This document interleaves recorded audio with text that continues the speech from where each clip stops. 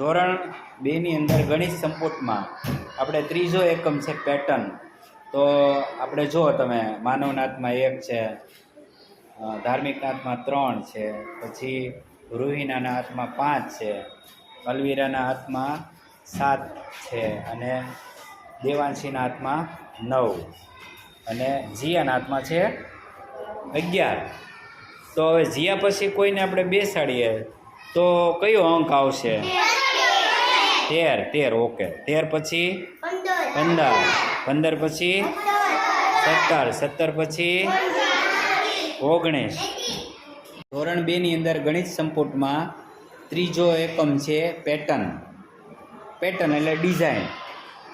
તો આપણે એકી સંખ્યાનું શીખ્યા હતા, 1, 3, 5, 7, 9, 11. એવી જ રીતના આપણે બેકી સંખ્યા છે એની પેટર્ન જો બનાવીએ તો માનવના હાથમાં કેટલા છે? 2. 2 પછી કેટલા આવશે? 4 પછી 6 પછી 8 પછી હા, દેવાંશીના હાથમાં 10 છે. અને હવે પેટર્ન આપણે બનાવવી છે તો 10 પછી જીયાના હાથમાં કેટલા હશે?